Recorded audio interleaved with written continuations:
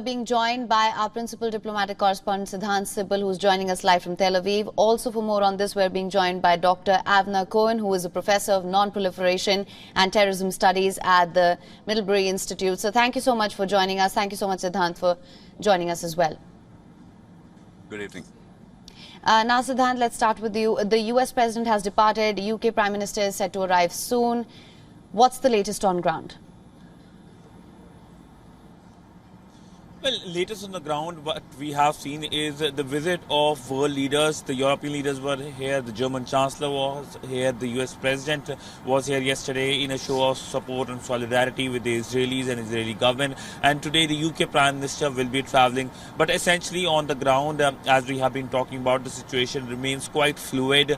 The big worry for the Israeli government is the release of the hostages, which are still in the custody of Hamas. Now, almost on a daily basis, we know that the family members of these hostages have been holding protests, and they fear for their loved ones and hoping against hope that their loved ones will be released very soon. But even as that happens, we know that Prime Minister Netanyahu is under a lot of pressure to act against Hamas. He has a strongman image, and if he's seen not taking action or being lax, then of course that will be a political suicide for Prime Minister Netanyahu.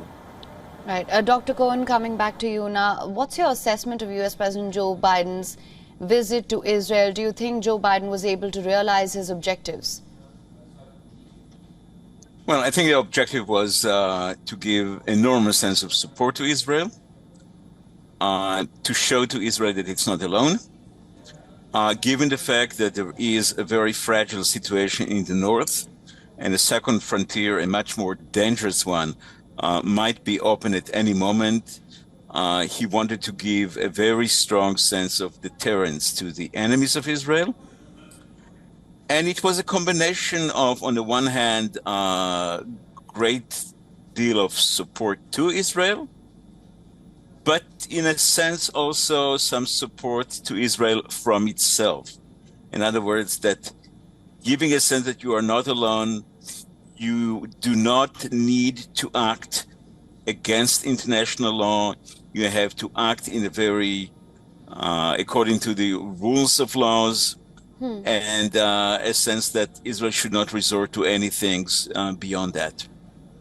Now, sir, the aid deal, that's perhaps the biggest development of this visit. Do you think this will be effectively implemented, and do you think it can be distributed on ground to those in need effectively? The question actually is, who is running Gaza, and how will the aid that's coming in, which whenever it does come in, that be handled? And I do not have answers to that question. I'm not on the ground. I do not see the situation on the ground. It's a fragile situation. I cannot give you a good answer on that. I hope that some humanitarians aid would be given to the Gaza people. Gaza people do suffer enormously because of the Hamas. The great triumph of Hamas was a defeat for the Gaza people. And I hope that at least the minimum standard of supply would be given to the Gazan residents. Right. Do stay on with us, sir. Siddhant, coming back to you, same question. How soon can one see the humanitarian aid via the Rafah border coming in, the aid come through? Well, nobody knows when exactly that is going to happen. Now, we know that the visit of the US President had the positive glimmer of hope. Now, at least it has been agreed that aid will be delivered to Gaza via Egypt, via the Rafah border. But the Israeli side had made it clear that no humanitarian aid is coming from the Israeli side to Gaza unless the hostages are released. And there is some movement on that issue, because remember, that is the biggest concern for the Israeli government, and that perhaps is also the thin line between the Israeli ground offensive in Gaza, because for the safety of 200 Israeli nationals, the Israeli government is reaching out in every possible way, leaving no stone unturned. And almost as we have been speaking about, and we yesterday spoke to a number of family members of these hostages, that how they are really concerned. Many of them broke down as well in that protest, and there is in fact a wall here